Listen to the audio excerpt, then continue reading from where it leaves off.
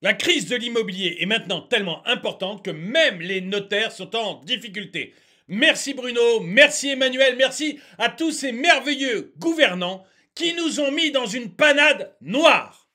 Bonjour et bienvenue dans cette nouvelle vidéo de DME en direct. Comme toujours, si vous n'êtes pas abonné, eh bien je vous suggère de le faire et de cliquer sur la cloche pour être prévenu lorsque je sors une nouvelle vidéo. Donc oui, ça y est, la crise de l'immobilier est là, elle est tellement profonde, que même chez les notaires, on commence à licencier à tour de bras. C'est vous dire à quel point la crise est profonde. Tous ceux qui refusaient de la voir quand je l'annonçais il y a un an peuvent maintenant la constater. Les ventes sont en chute libre et les prix commencent à suivre la chute des ventes. En fait, on se retrouve dans de très grosses difficultés. Pourquoi?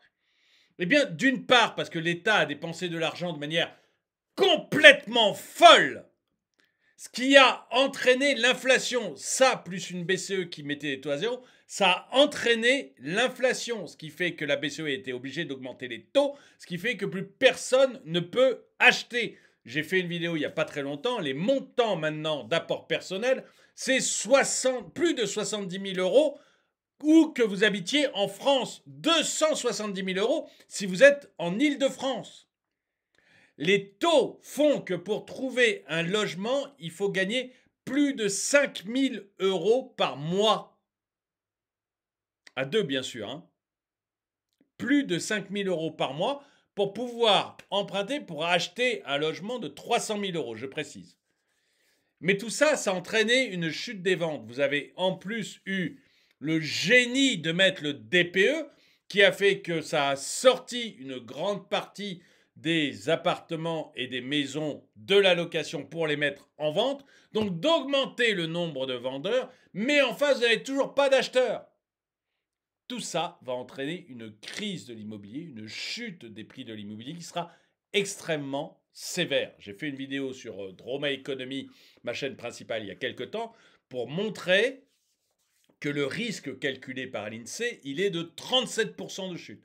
Je ne dis pas qu'on aura 37% de chute de l'immobilier, c'est peu probable.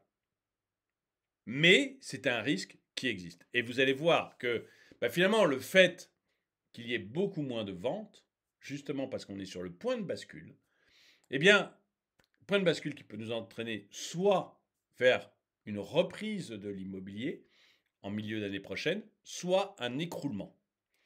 Et vous allez voir, ce point de bascule est tellement important qu'aujourd'hui, les notaires sont en difficulté. Si on m'avait dit un jour que les notaires pourraient être en difficulté financière, je n'y aurais pas cru. Après les courtiers et les agences, les notaires souffrent de la crise immobilière. L'immobilier représente plus de 50% des activités des notaires. Son coup de frein brutal pèse sur les comptes. Nouvelle victime de la crise immobilière, les études notariales. L'immobilier est un secteur qui porte leur activité à près de 57% en moyenne, selon un chiffre de l'autorité de la concurrence. C'est-à-dire 57% du chiffre d'affaires des notaires, c'est l'immobilier. Le reste étant composé de mariage, de divorce et d'héritage. Édouard Grimaud, notaire à Lille et porte-parole du Conseil supérieur du notariat, explique aux Échos: il faut remonter à il y a 30 ans pour retrouver une période aussi difficile pour la profession. 30 ans. Hein. Ceux qui m'expliquent non, il n'y a pas de crise, c'est rien du tout, ça fait 30 ans qu'on n'avait pas vu ça. Hein. Si, il y a une crise. Il y a une crise très forte. Et on est vraiment au point de bascule.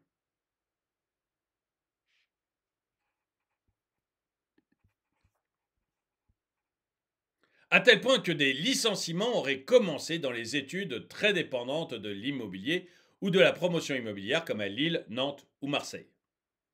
À Paris, dans les plus prestigieuses études, plusieurs dizaines de suppressions de postes ont déjà eu lieu. Des licenciements chez les notaires, quoi. Des cessations de paiement ont même commencé à être enregistrées. Les notaires qui ne payent pas leurs factures. Il y a encore peu, il y en a encore peu, et elles concernent des études qui étaient déjà en difficulté avant la crise. affirme le porte-parole du CSN. Mais il ajoute, d'autres dossiers vont arriver devant le tribunal. On en est au tout début. On en est au tout début. Quand je vous dis qu'on est sur un point de bascule en immobilier, on est vraiment sur un point de bascule. Les notaires ne sont évidemment pas les seuls pénalisés par cette crise. En mai dernier, déjà, nous vous expliquions que depuis le mois de janvier, des agences immobilières, des entreprises de construction, des promoteurs et surtout des courtiers en crédit connaissent un bond de leur nombre de défaillances, liquidations ou redressements judiciaires. J'avais fait une vidéo à l'époque pour montrer à quel point la crise dans le secteur de l'immobilier était forte.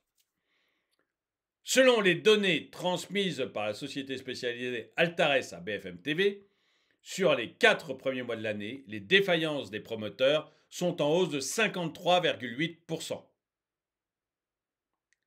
Celles des constructeurs de 55,6%. Et surtout, celle des agences immobilières a presque doublé, avec une hausse de 84% par rapport à la même période de 2022.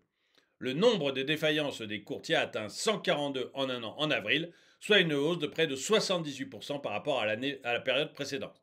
Selon Altares, le nombre de défaillances annuelles ne dépassait pas 50 il y a 5 ans. Il est passé donc de 50 à 142 en 5 ans. Donc on a vraiment une crise de l'immobilier, une crise extrêmement forte. Et ça, ce n'est qu'un épiphénomène dans le tout. Mais je trouvais ça important de le souligner parce que vous comprenez que quand ça touche les agences, on se dit, allez, c'est pas des gens sérieux. Pardon pour les agents immobiliers. Mais c'est ce que se dit tout le monde en fait. Les constructeurs, j'avais donné les raisons, c'est des prix de l'immobilier qui sont rendus fous tout simplement par le zéro artificialisation des sols, par le manque d'endroits où vous pouvez construire, de zones constructibles, et avec permis de construire, je veux dire, et par le nombre de normes complètement folles qu'ont empilé les différents gouvernements qui fait que la construction coûte extrêmement cher et donc la vente d'immobilier coûte extrêmement cher. La vente d'immobilier neuf coûte extrêmement cher, ce qui fait que maintenant il n'y a plus de clients, donc il n'y a plus de vente d'immobilier. Dans une période, l'EDP j'en ai parlé, mais dans une période où il n'y a pas assez de logements, où j'avais dit le nombre de personnes qui se retrouvent à la rue, Lyon a été multiplié par 2 par exemple, de gens qui sont à la rue.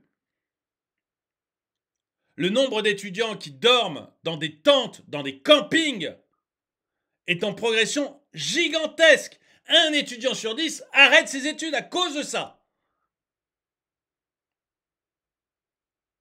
C'est vraiment fou que de voir dans une période comme ça, le gouvernement ne fait rien. Parce qu'il ne fait rien. Parce que la première chose qu'il devrait faire, c'est revenir sur toutes les normes débiles qu'il a mis en place. Qu'il ne faut qu'augmenter le coût de l'immobilier. Il ne peut rien faire sur les taux maintenant. C'est trop tard, il faut payer l'addition. Mais au moins, il pourrait préparer l'avenir. Et c'est vraiment pas ce qu'il fait. Enfin, dites-moi ce que vous en pensez. Est-ce que vous pensez que ce point de bascule de l'immobilier va aller vers un crack et vers une chute énorme de l'immobilier, comme je l'avais dit dans ma vidéo sur Draw My Economy, comme j'avais dit que ça pouvait arriver dans ma vidéo de Draw My Economy. Je vous mets un lien dans la description pour que vous la retrouviez. Ou est-ce que vous pensez que non, que en fait ça va se calmer, ça va se régler sur les 6 prochains mois de l'année, et fin 2024, ça repartira. C'est ce que disent plusieurs économistes, et moi j'avoue que je ne sais pas laquelle des deux versions choisir pour le moment. Je trouve que, alors c'est des économistes en qui j'ai confiance, donc je les trouve assez aventureux de dire des choses comme ça, mais en même temps, c'est des économistes que j'aime bien et en qui j'ai confiance, donc peut-être qu'ils ont leurs bonnes raisons.